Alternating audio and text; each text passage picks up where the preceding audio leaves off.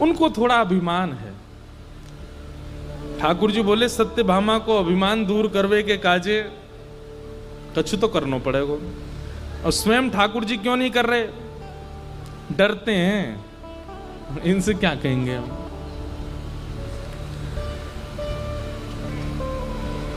और मान का हनन जो करे उन्हीं का नाम है हनुमान। जो मान का हनन करे, हनुमान शब्द का अर्थ ही है ये, जिनकी सन्निधि में जाकर के अगर मान का हनन ना होता हो तो वो हनुमान नहीं। ठाकुर जी ने स्मरण किया, हनुमान जी महाराज जल्दी पधारो। हनुमान जी महाराज द्वारिका आए। ठाकुर जी ने जाकर के, इधर देखो इधर देखो, ठाकुर जी ने जाकर के अपनी सब पटरानियों को बुलाया और पटरानियों से कहा भैया देखो आज हमारे यहां एक अतिथि आ रहे हैं। सब पटरानी बोली कौन आ रहे हैं? बोले साक्षात श्री अनंत बलवंत हनुमान जी महाराज। हनुमान जी का नाम सुनते सब प्रसन्न हो। बोले ये तो त्रेता युग में आपके राम अवतार में थे, द्वापर में भी बोले वो तो चिरंजीवी हैं, चारों युग प्रताप तुम्हारा, चारों युगों में रहते हैं।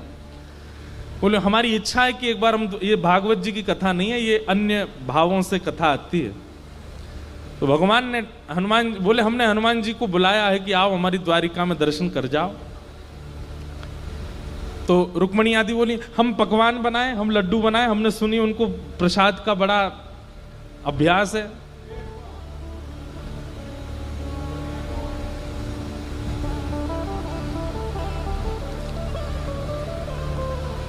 ये द्वार खोल दीजिए, वहीं बैठ जाएंगे। अब अंदर तो आ नहीं सकते, वहीं बैठा दो, द्वार खोल के। इधर देखो क्या बता रहा था मैं। हाँ, तो ठाकुर जी बोले वो सब तो ठीक है, लेकिन हनुमान जी का एक स्वभाव है। बोले क्या?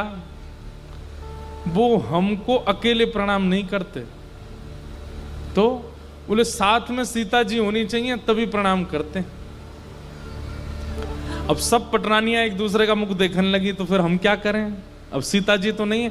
बोले सीता जी तो नहीं है, पर सीता जी के नैन कैसे हैं? मृग जैसे नैन हैं, सीता जी की ऐसी तोता जैसी नाक है, सीता जी के ऐसे ओष्ठ हैं, सीता जी के ऐसे गाल हैं, सीता जी के ऐसे केश हैं, सीता जी बोलती हैं तो ऐसे बोलती हैं। ठाकुर जी वर्णन करने लगे सीता जी का। अब सब पटरानियां सुनकर के कह रही हैं ओहो अच्छा किशोरी जी ऐसी हैं, किशोरी जी। सत्यभामा का ये सारे गुण तो मुझ में हैं, मैं बन जाती हूं सीता जी। भगवान बोले हाँ आप ही बनो। जबकि सीता जी ही रुक्मणी बन करके आई हैं, पर भगवान की लीला को रुक्मणी जी समझ रही हैं कि ये क्या करना चाह रहे हैं। सत्यभामा बोली कि मैं बिल्कुल वैसा ही श्रृंगार करके आऊंगी, वैसे ही बैठूंगी, वैसे ही बोलूंगी जैसे आपने बताया, आप चिंता मत करो। हनुमान जी को बुलाइए, आप संकोच मत करो।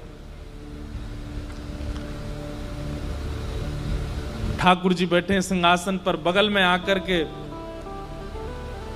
सत्यभामा बैठ गई। और आज ठाकुर जी धनुष बाण आदि लेकर के बैठे हैं। बोले भैया राम बन जाएं आज हम, तभी प्रणाम करेंगे हनुमान जी। हनुमान जी आए, कीर्तन करते हुए, उछलते नाचते कूदते हुए श्री हनुमान जी महाराज आए। और जैसे ही आकर के सिंहासन पर बैठे ठाकुर जी को देखा, नेत्र सजल हो, आहा मेरे राम, मेरे प्राण, मेरे सर्वस्व।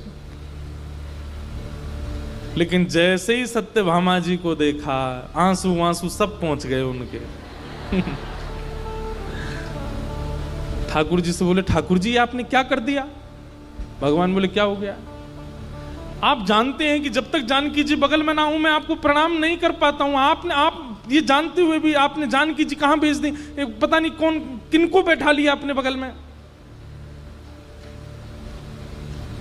ऐसे मत बोलो, ये जानकी जी ही तो हैं। ऐसी मृगनयन जानकी जी के, ऐसी नासिका जानकी जी की, ऐसे ही ओष्ठ जानकी जी के, ऐसा ही स्वरूप जानकी जी का। रावण बोला क्षमा करें महाराज,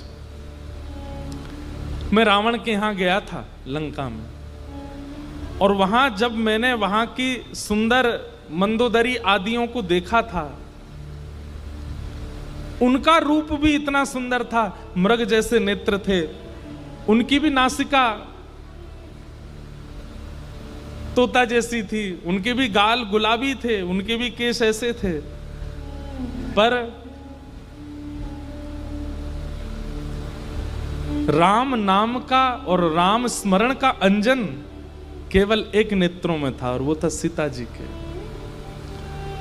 वो नेत्रों में वो श्रृंगार नहीं था, क्योंकि अशोक वाटिका में बैठी थी, वहां श्रृंगार की व्यवस्था नहीं थी, और वहां बिना श्रृंगार की व्यवस्था में भी उनका रूप लावण्य ऐसा था कि मानो जैसे चंद्रमा को भी कभी कभी लज्जा हो जाती हो। क्यों? क्योंकि उनके रूप में संसारी सौंदर्य नहीं था।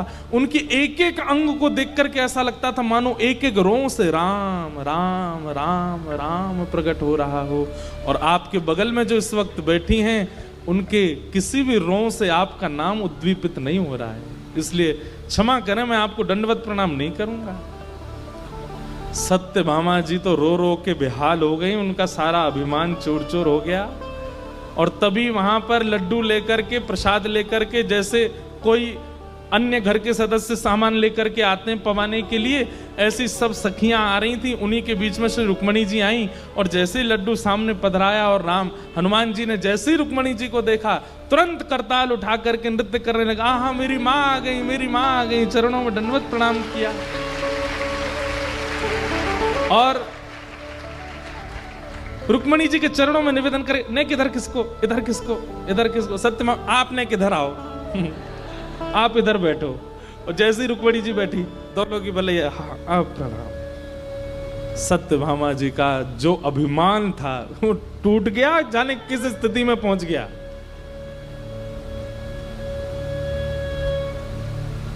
सत्यभामा जी को पता लग गया कि भाई ये रूप का अभिमान मुझे नहीं करना चाहिए।